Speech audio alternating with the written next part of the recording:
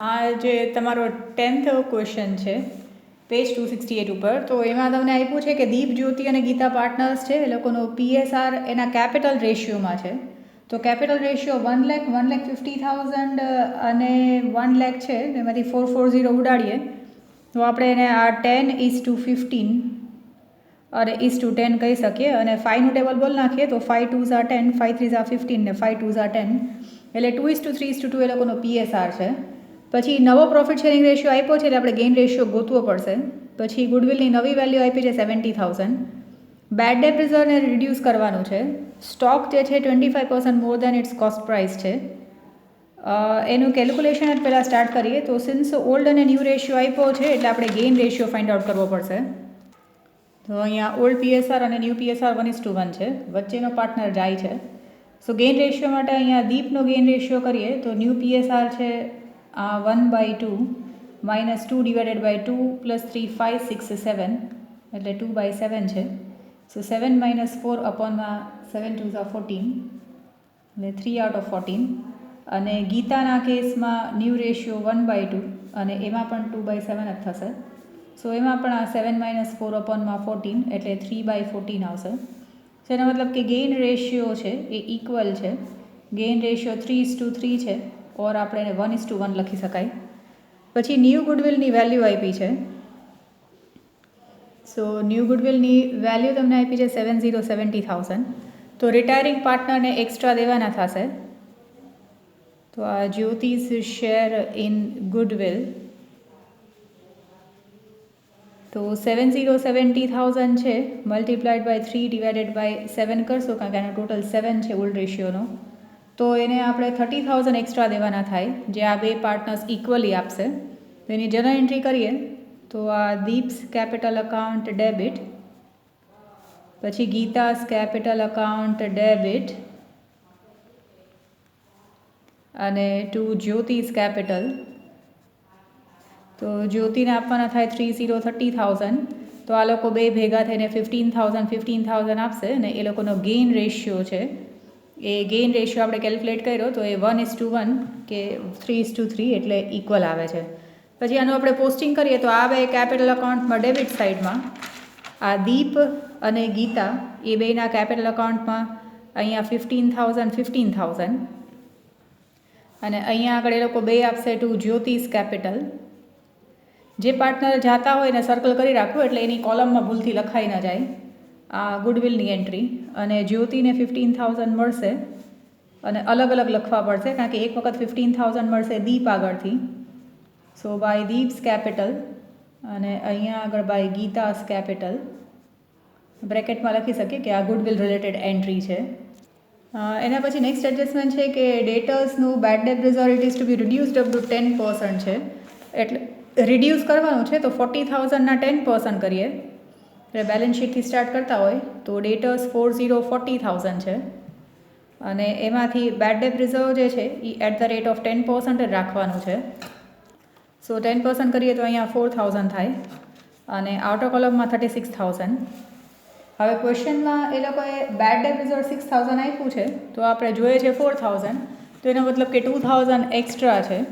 સો અહીંયા આગળ by bed debt reserve આપણે કહી શકાય એક્સેસ છે, કારણ કે ગિવન જે છે એ 6,000 છે, અને રિક્વાયર્ડ છે એ ખાલી 4,000 છે. તો 2,000 એક્સેસ BDR આપણે રિવેલ્યુએશન અકાઉન્ટમાં ક્રેડિટ સાઇડમાં. એના પછી stock is shown in the book at 25% more than its cost price, એટલે જે બેલેન્સ શીટમાં સ્ટોક આપેલો છે એ 100 + 25%, એટલે 125% એ 50,000 છે. તો 100% એ કેટલો થાય એ ક્રોસ મલ્ટિપ્લિકેશન કરવું પડશે. આ 50,000 × 100 અપોનમાં 125.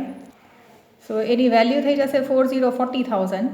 તો આપણે કહી શકાય કે આ 50,000 હતા, એમાંથી 10,000 ગયા હશે, એટલે 40,000 થઈ ગયા. આમ પણ 25% એ બતાવેલો છે એક્સ્ટ્રા.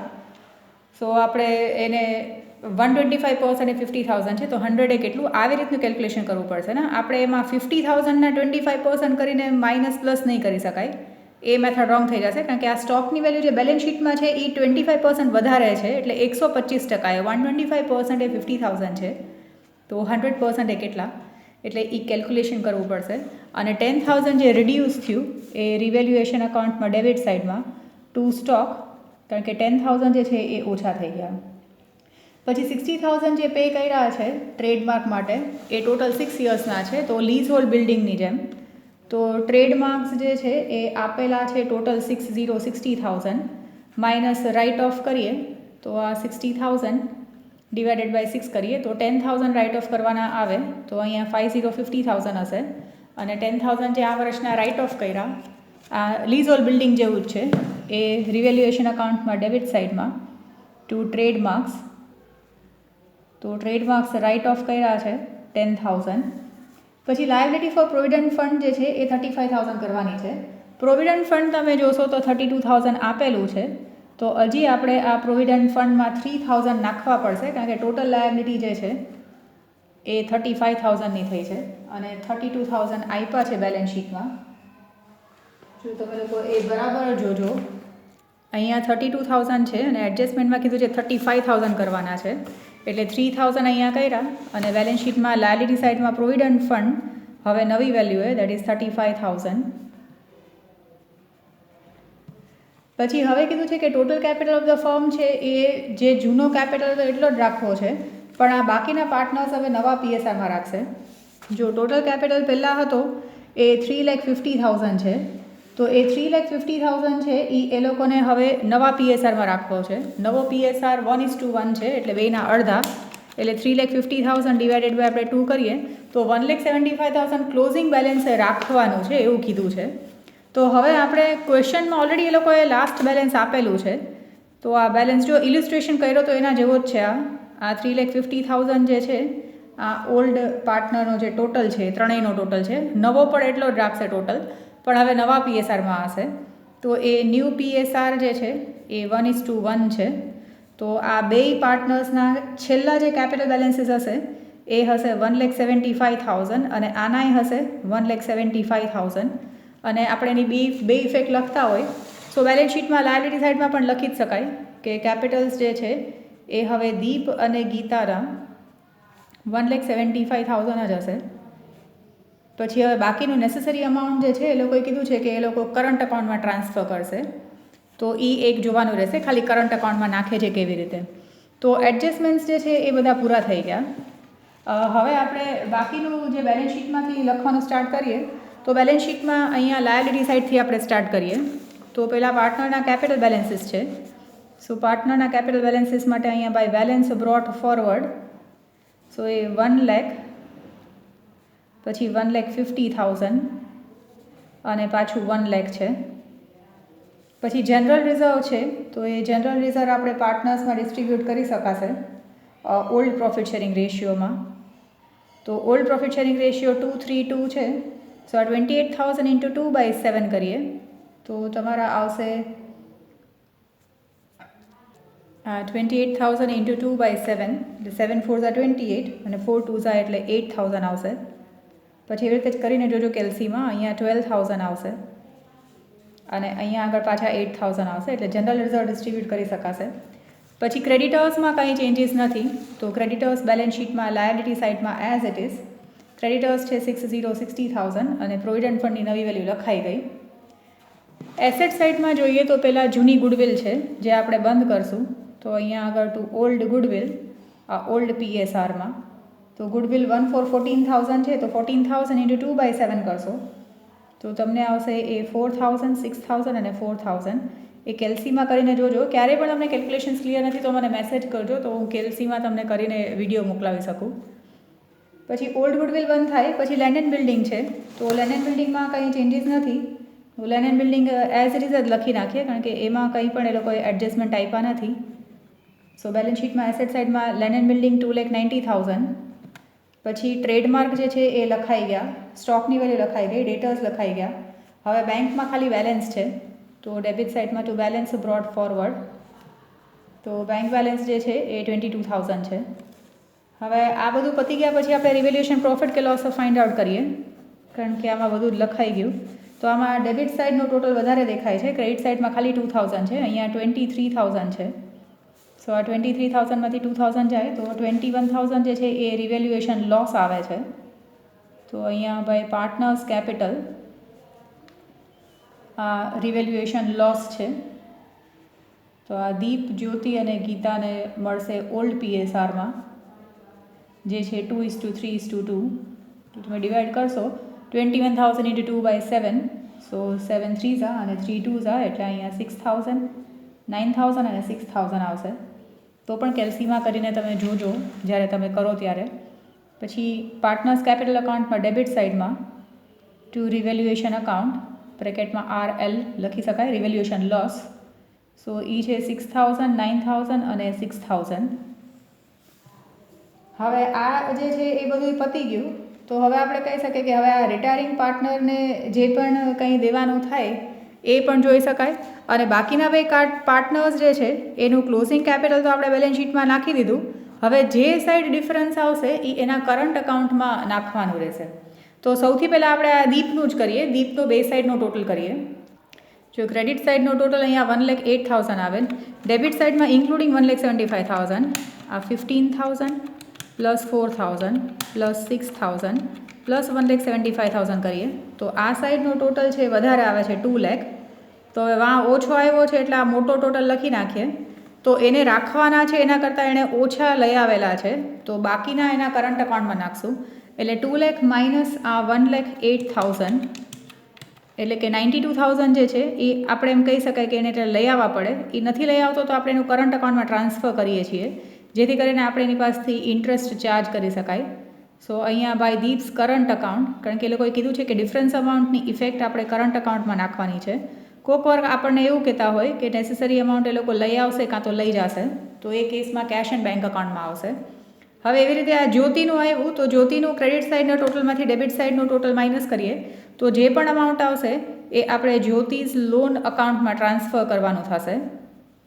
તો એમાં ક્રેડિટ સાઇડનું ટોટલ છે આ 1,50,000 પ્લસ 1,15,000 પ્લસ 15,000 પ્લસ 12,000 એટલે આ સાઇડનું ટોટલ આવે છે 1,92,000. આપણે જોયું તો ખબર પડી કે અહીંયા ઓછા છે, માઇનસ આ 6,000 અને માઇનસ 9,000 કરીએ. સો 1,77,000 છે એ એના લોન અકાઉન્ટમાં ટ્રાન્સફર કરશું, જે આપણે ત્યારે ને ત્યારે જ લખી નાખીએ બેલેન્સ શીટમાં લાયબિલિટી સાઇડમાં. અહીંયા જ્યોતિસ લોન અકાઉન્ટ 1,77,000. અને હવે આ છેલ્લા પાર્ટનર ગીતાનું કરીને જોઈ લઈએ. તો ગીતાનું ક્રેડિટ સાઇડનો ટોટલ અહીંયા 1 લાખ પ્લસ 8,000 એટલે અહીંયા એનો ટોટલ થાય છે 1,08,000 આનો પણ. અને ડેબિટ સાઇડમાં ટોટલ કરીએ તો આ 15,000 મોસ્ટલી એનો સેમ જ આવશે કારણ કે બેનો PSR સેમ છે. તો આનો પણ અહીંયા 2 લાખ જ આવે છે. તો એનો મતલબ કે આ પણ 92,000 લઈ આવશે, ઓર નહીં લઈ આવે તો આપણે એના કરંટ અકાઉન્ટમાં નાખીએ છીએ. તો અહીંયા આગળ બાય ગીતાસ કરંટ અકાઉન્ટ અને કરંટ અકાઉન્ટ અહીંયા 92,000 કારણ કે અહીંયા આ સાઈડમાં ઓછા છે એટલા માટે. હવે આ જે કરંટ અકાઉન્ટના ડેબિટ બેલેન્સીસ કહેવાય, કારણ કે ડેબિટ સાઇડનો ટોટલ વધારે છે અને બેલેન્સ લખવું પડ્યું આપણે ક્રેડિટ સાઇડમાં. એટલે આ જે બેલેન્સીસ છે એ બેલેન્સ શીટમાં એસેટ સાઇડમાં જશે. અહીંયા કરંટ અકાઉન્ટ એ હેડિંગ કરીને દીપનું કરંટ અકાઉન્ટ છે અને ગીતાનું કરંટ અકાઉન્ટ છે. બેના 92,000 છે એટલે એ લોકોએ એટલા ફોર્મમાં લઈ આવવાના થાય. લાસ્ટમાં બંધ કરવાની રહ્યું કેશ એન્ડ બેંક અકાઉન્ટ, જેમાં એકચ્યુઅલી કંઈ એન્ટ્રી આવી જ નહીં. તો અહીંયા બેલેન્સ કેરીડ ફોરવર્ડ છે 22,000 એટલે અહીંયા આપણે કેશ કે આ બેંક અકાઉન્ટ છે એટલે બેંક અકાઉન્ટ લખી નાખીએ 22,000. તો હવે આમાં કંઈ બીજું કરવાનું નહીં રહે અને પછી આપણે બેલેન્સ શીટ ટેલી કરીને જોઈએ કે આમાં કંઈ આવી જાય છે કે નહીં. એટલે બેલેન્સ શીટ ટેલી કરશો તો 6,22,000 બે સાઈડ આવી જાય છે. એટલે આ સમ તમારો આજે એની પહેલાંનો ઇલિસ્ટ્રેશન છે એના જેવો છે. અહીંયા હતું કે નેસેસરી અમાઉન્ટ એ લોકો કેશમાં લઈ આવશે કાં તો લઈ જશે, જે ઇલિસ્ટ્રેશન 20માં હતું. અહીંયા આના જેવો હજી એક્સરસાઇઝનો ક્વેશ્ચન પણ છે. અને જ્યારે આમાં તમને કીધું છે કે એ લોકોનું જે ડિફરન્સ અમાઉન્ટ છે એ કરંટ અકાઉન્ટમાં નાખશે. એટલે આ ક્વેશ્ચન 10 પણ કરીને જોઈ લેજો. સમમાં બીજું કંઈ પ્રોબ્લેમ છે નહીં. એક ખાલી એ લોકોએ આપ્યું છે કે એ લોકોનું total capital of the new firm will be as it was before. તો જૂના કેપિટલ બેલેન્સીસ છે ત્રણેયનું ટોટલ થઈને 3,50,000. એ 3,50,000 3,50,000 જ રાખવું છે, પણ હવે એ નવા PSRમાં હશે તો નવો PSR ઇક્વલ છે. એટલે ક્વેશ્ચનમાં આપણને ક્લોઝિંગ બેલેન્સીસ આપી જ દીધા છે. એટલે સૌથી પહેલાં જ્યારે એડજસ્ટમેન્ટ કર્યા ત્યારે આ બે અમાઉન્ટ આપણે લાયબિલિટી સાઇડમાં લખી નાખ્યા પછી આખું સોલ્વ કર્યું ને ત્યારે આપણે બંધ કરવા જઈએ તો બે સાઈડ સેમ નહીં આવે. જેમ કે બધું જ સરખું હોત તો આ ઓલરેડી આન્સર એમને એમ આવી જાત, પણ એવું આવશે નહીં. અહીંયા બે સાઈડમાં થોડું ઓછું આવે છે. સો દેટ મીન્સ કે આટલું રાખવા માટે આ પાર્ટનર્સે એટલા લઈ આવવા પડશે 92,000. પણ એ લોકો લઈ આવતા નથી, તો આપણે એના કરંટ અકાઉન્ટમાં ટ્રાન્સફર કરીએ છીએ. એટલે આને debit balance of current account હશે તો ફર્મ એની પાસેથી ઇન્ટરેસ્ટ ચાર્જ કરી શકે ને, ડ્રોઈંગ્સ જેવું હશે એવું આપણે કહી શકાય. તો આ સમ પણ બરાબર જોજો.